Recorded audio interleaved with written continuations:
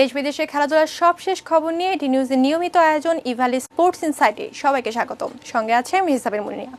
সুনামগুলো শুনছিলেন, এবারে বিস্তারিত।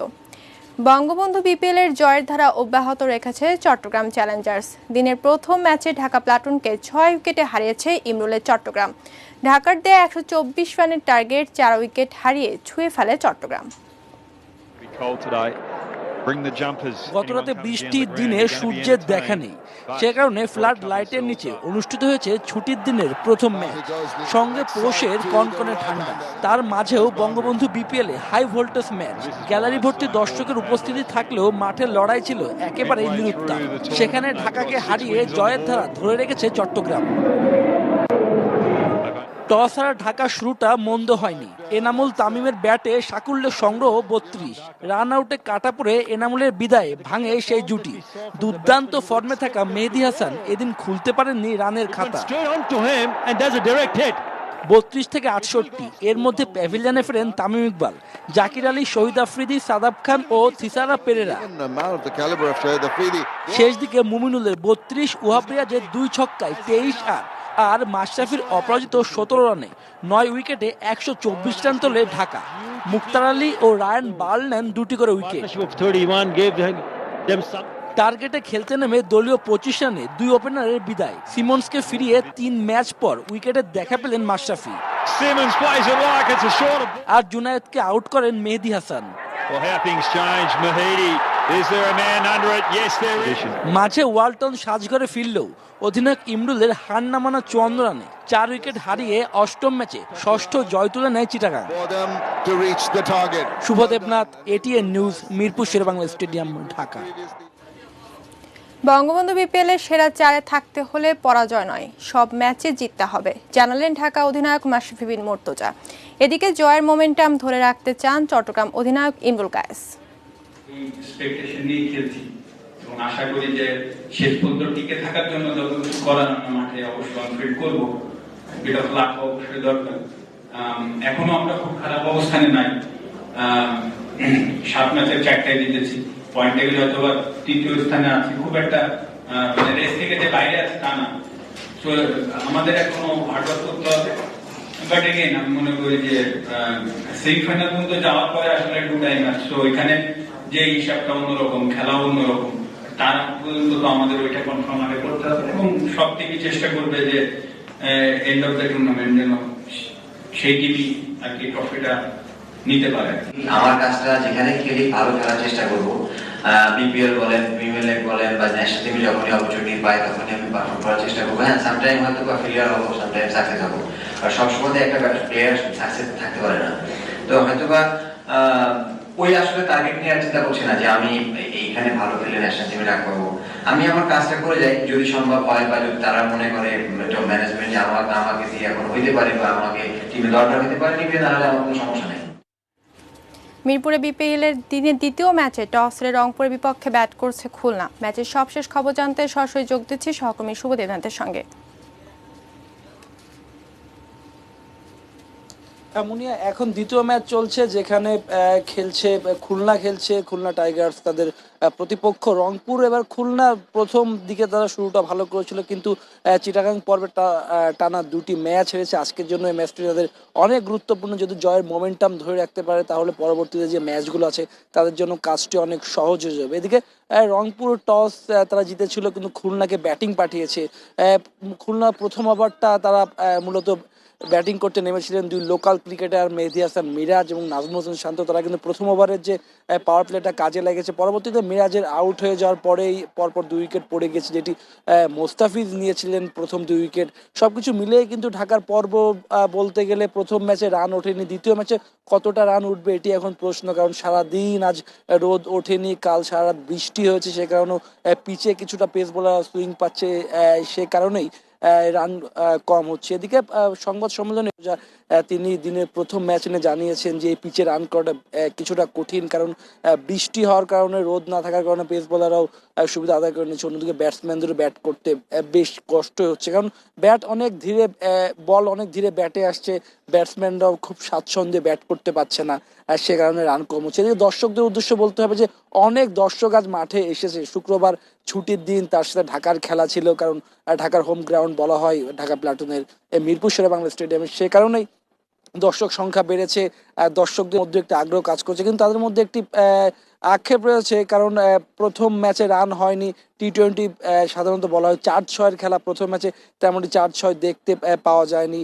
তারপরেও পরবর্তী ম্যাচে যে দ্বিতীয় ম্যাচ চলছে সেখানে যদি মিডল অর্ডার ব্যাটসম্যানরা রান করতে পারে, এছাড়াও এখন যারা ক্রিজে রয়েছে তারা যদি রান করতে পারে, তাহলে কিন্তু বড় স্কোরের সম্ভাবনা আছে। তবে এই বিপিএলে কিন্তু যারা টস জিতছে তারা কিন্তু মূলত আগে বোলিং নিচ্ছে, তারপরেই ফলাফল নির্ধারণ হচ্ছে। আগামীকালও 2টি ম্যাচ রয়েছে, তারপরে একদিন বিরতি দিয়ে পরবর্তী ম্যাচ হবে।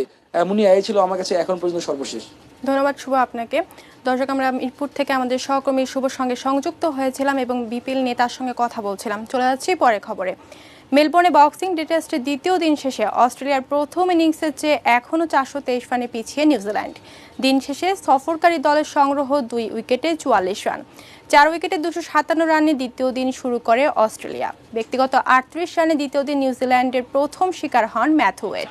প্রথম দিনে 77 রানে অপরাজিত থাকা স্মিথ 85 করে প্যাভিলিয়নে ফেরেন।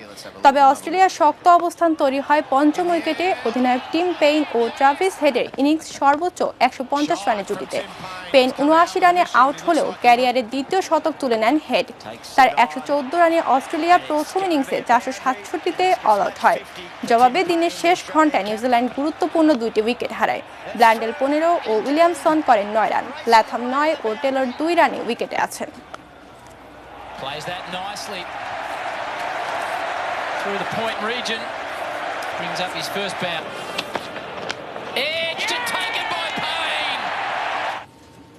ফুটবলের খবর।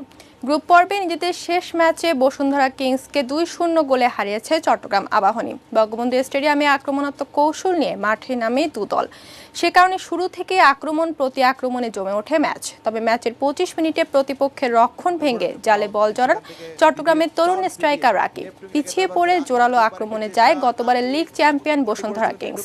তবে কাঙ্ক্ষিত গোলের দেখা পায়নি তারা। উল্টো প্রথমার্ধের ইনজুরি টাইমে দলের ব্যবধান দ্বিগুণ করেন দিদিয়ের। দ্বিতীয়ার্ধে ম্যাচে ফেরার সহজ সুযোগ কাজে লাগাতে পারেননি কলিন্দ্রেসরা। ফলে পরাজয় নিয়ে মাঠ ছাড়তে হয় বসুন্ধরাকে। যদিও চট্টগ্রাম আবাহনীর সঙ্গে গ্রুপ বি থেকে ফেডারেশন কাপের কোয়ার্টার ফাইনাল আগেই নিশ্চিত করেছে বসুন্ধরা কিংস। তিনি কিন্তু ভালোভাবে সামাল দিচ্ছেন এবং বিপদ করতে দেননি। এবং এরই সাথে রেফারি লম্বা বাঁশি, গেম ইজ ওভার এবং 30 মিনিটের খেলা 90 মিনিট খেলা হয়েছে। প্রথমার্ধের 45 মিনিট এবং দ্বিতীয়ার্ধে 45। ইভেলি স্পোর্টস ইনসাইটের সময় হলো বিরতি নেয়ার। বিরতি পর্যন্ত থাকছে।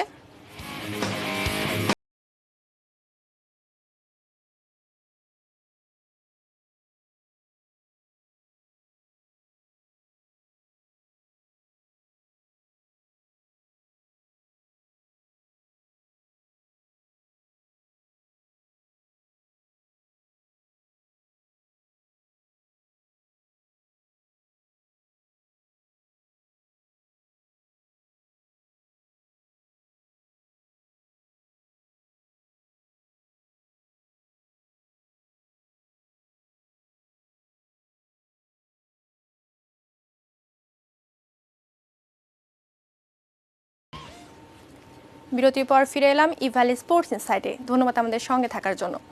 ইংলিশ প্রিমিয়ার লিগে জয়রথ ছুটে চলেছে পয়েন্ট টেবিলের শীর্ষে থাকা লিভারপুলের। লেস্টার সিটিকে তারা 4-0 গোলে হারিয়েছে।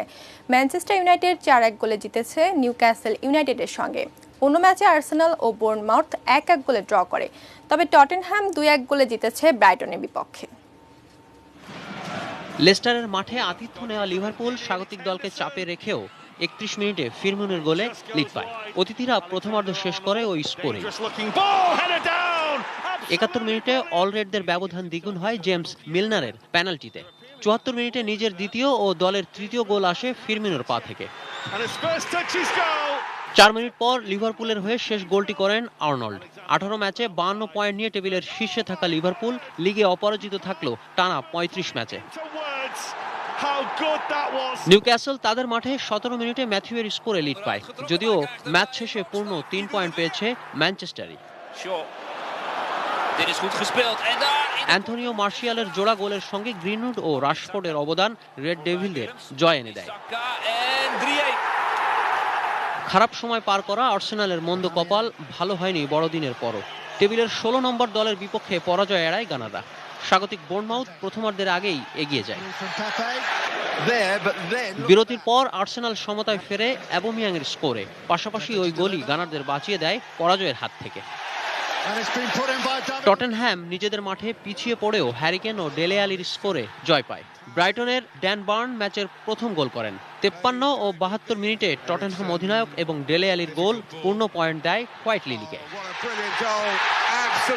হ্যারিস জামান, স্পোর্টস ডেস্ক, এটিএন নিউজ। আন্তর্জাতিক ক্রীড়া প্রতিযোগিতা থেকে রাশিয়াকে দেয়া 4 বছরের নিষেধাজ্ঞা বহাল রেখেছে ওয়ার্ল্ড ডোপিং এজেন্সি ওয়াদা। 4 বছরের নিষেধাজ্ঞার বিরুদ্ধে গত সপ্তাহে ওয়ার্ল্ড ডোপিং এজেন্সির কাছে আপিল করে রাশিয়া, যার শুনানি অনুষ্ঠিত হয় শুক্রবার। দুপক্ষের শুনানি শেষে রাশিয়ার বিরুদ্ধে নিষেধাজ্ঞা বহাল রাখে ওয়াদা সভাপতি ক্রেগ ব্রেডি জানিয়েছেন, সর্বসম্মতিক্রমে এই সিদ্ধান্ত নেওয়া হয়েছে। 2019 সালে ডোপিং তদন্তে নমুনা নিয়ে কারসাজি করায় রাশিয়াকে যে কোনো আন্তর্জাতিক ক্রীড়া প্রতিযোগিতা থেকে 4 বছর নিষিদ্ধ করে আন্তর্জাতিক ডোপিং বিরোধী সংস্থা। এই শাস্তির কারণে 2020 টোকিও অলিম্পিক ও 2022 কাতার বিশ্বকাপে অংশ নিতে পারবে না রাশিয়া। নিষেধাজ্ঞার 21 দিনের মধ্যে বিরুদ্ধে আপিল করার সুযোগ রয়েছে রাশিয়ার। ঝিনাইদহে বঙ্গবন্ধু ও বঙ্গমাতা শেখ ফজিলাতুন্নেসা গোল্ড কাপ প্রাথমিক বিদ্যালয় ফুটবল টুর্নামেন্টের ফাইনালে চ্যাম্পিয়ন হয়েছে শৈলকুপা উপজেলার দেবতলা সরকারি প্রাথমিক বিদ্যালয়। বঙ্গবন্ধু গোল্ড কাপ প্রাথমিক বিদ্যালয় ফুটবল টুর্নামেন্টের ফাইনালে 8-0 গোলে সদর উপজেলার মধুহাটি সরকারি প্রাথমিক বিদ্যালয়কে হারিয়ে সেরা হয় দেবতলা সরকারি প্রাথমিক বিদ্যালয়। অন্য ম্যাচে বঙ্গমাতা বিভাগে হরিণাকুণ্ডু উপজেলার দখলপুর সরকারি প্রাথমিক বিদ্যালয়কে টাই ব্রেকারে 4-3 গোলে হারিয়ে চ্যাম্পিয়ন হয় শৈলকুপা উপজেলার ইটালি সরকারি প্রাথমিক বিদ্যালয়।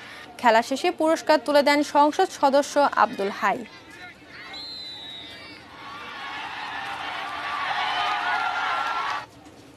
শেষ করব ইভালি স্পোর্টস ইনসাইট। এবার এক নজরে দেখে নেব আজকের স্পোর্টস ইনসাইট।